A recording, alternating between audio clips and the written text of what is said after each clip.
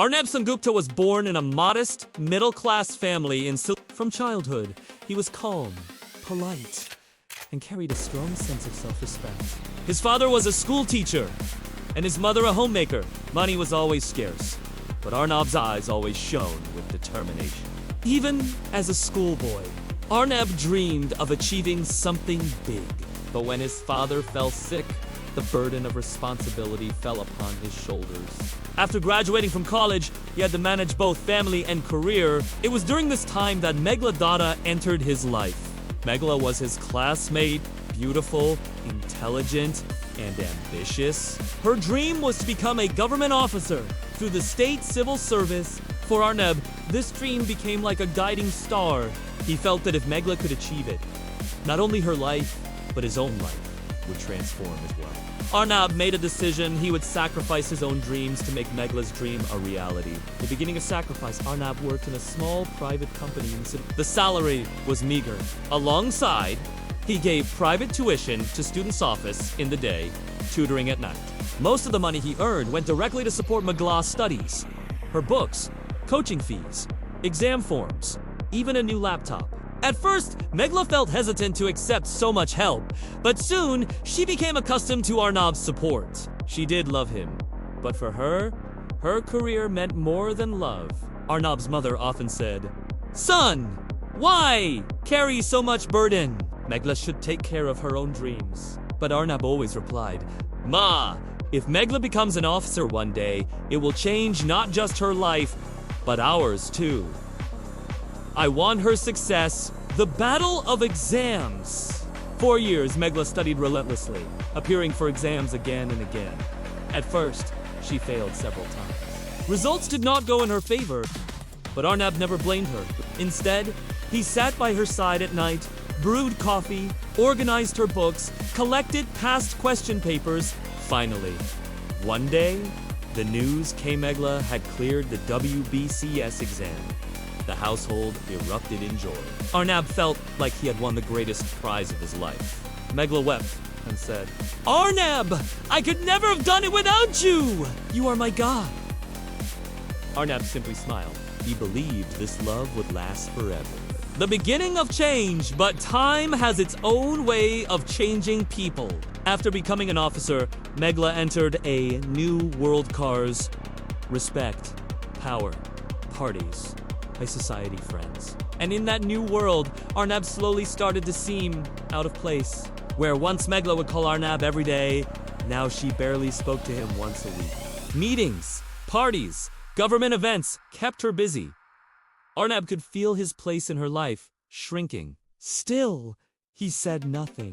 He cooked her meals, ironed her clothes, and made sure she had no difficulties. But to Meghla, Arnab had begun to feel like a burden. The day of insult that day was burned into Arnab's memory forever. A grand meeting was taking place at the Calcutta headquarters. Meghla was busy with senior officers. Out of love, Arnab arrived with a lunchbox for her. The room was full of high-ranking officials. Meghla sat at the table, speaking confidently. Suddenly, Arnab entered with the lunchbox. Everyone looked up in surprise.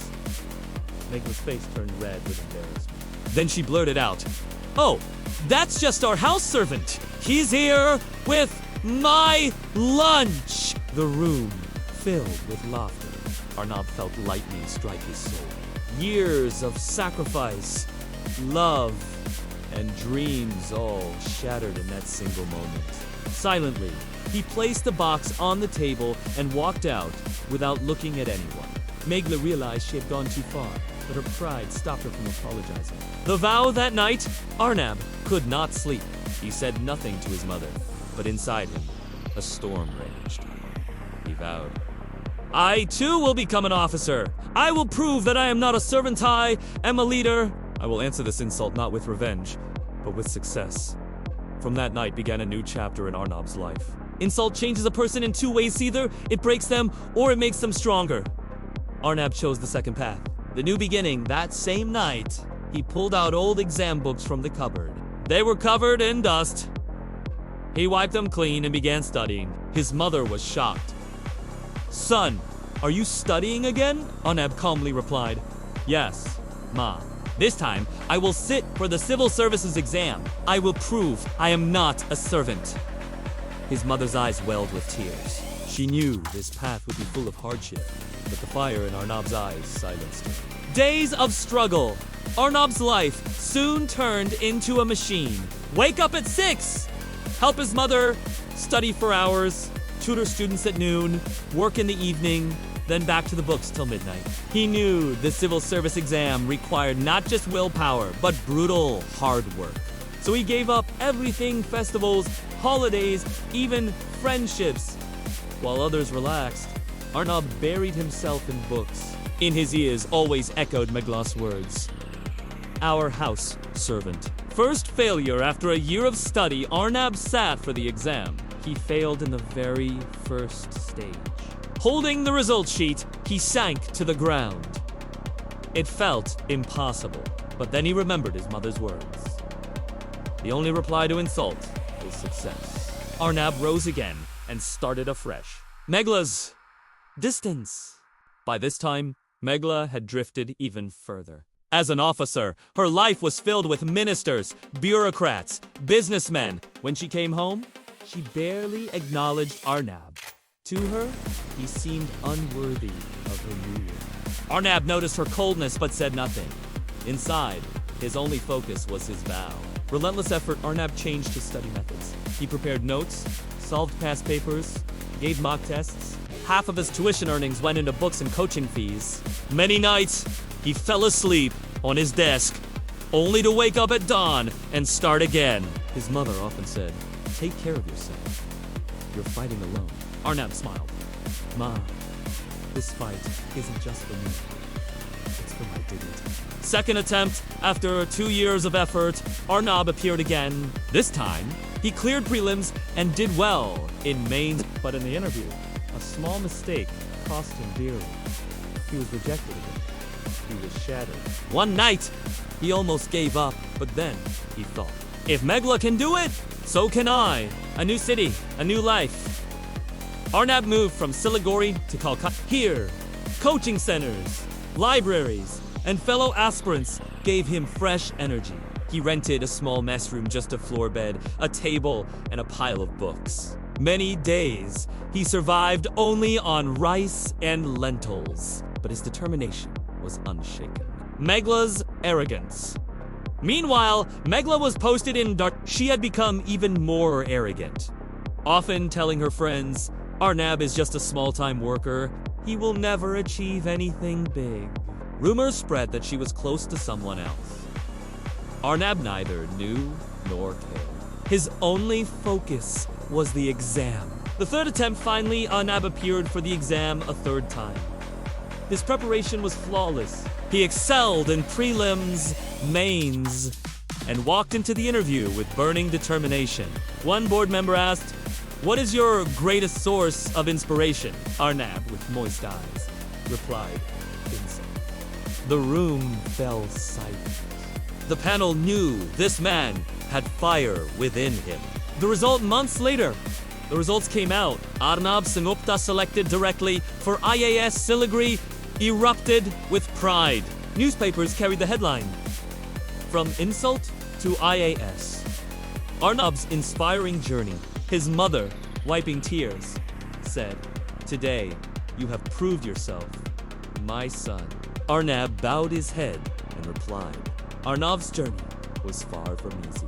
He had decided to chase the same dream that he had once built but unlike her, he had no financial stability, no political connections, and no mentor guiding him.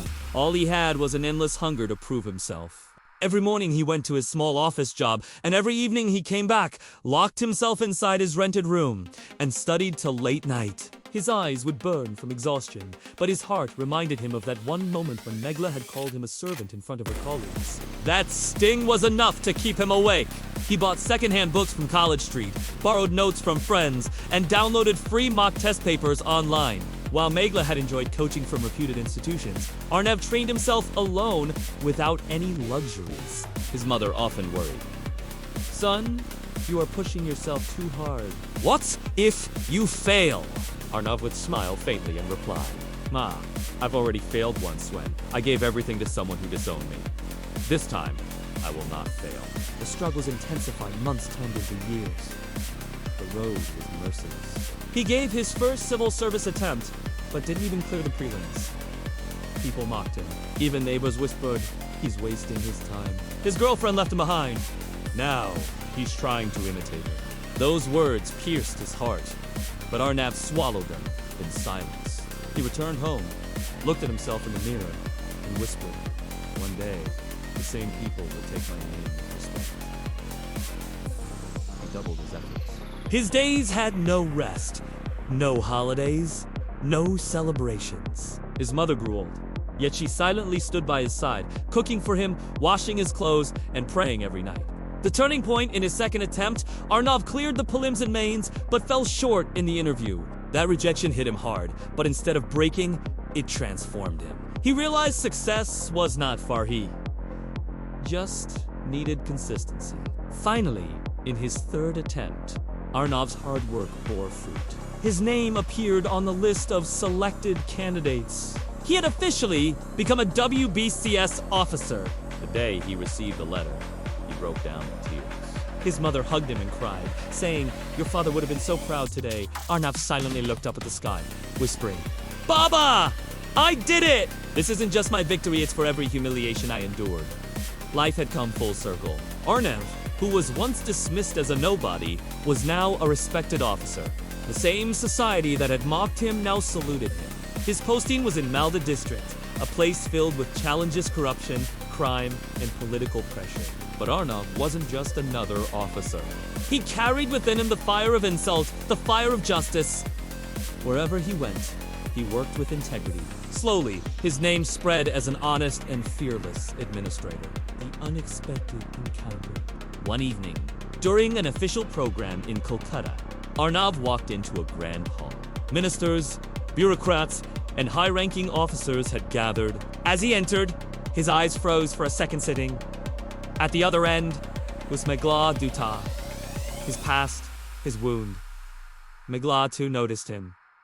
For a moment, time seemed to stop. This was the same Arnav she had once humiliated as a servant. But today, he was standing tall in the same uniform she wore, an equal, if not greater. People around whispered, that's Arnav Sen, the new officer. Have you seen his record? Brilliant? Fearless? Megla's heart trembled.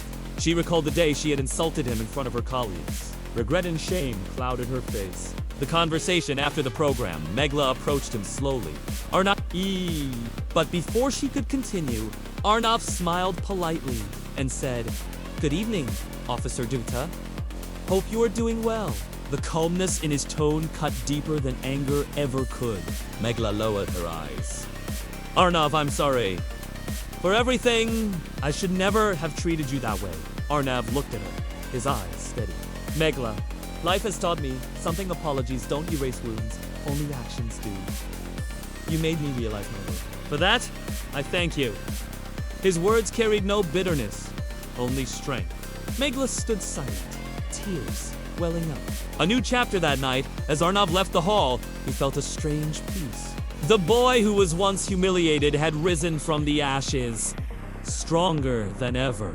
His story was not about revenge, was about transformation. Megla, on the other hand, went home broken, realizing she had lost not just a companion, but also the chance to stand beside a man of true greatness. Arnav looked ahead at his future with determination. He whispered to himself, the fire of humiliation no longer burns me. It fuels me. And I will keep burning not in pain, but in purpose,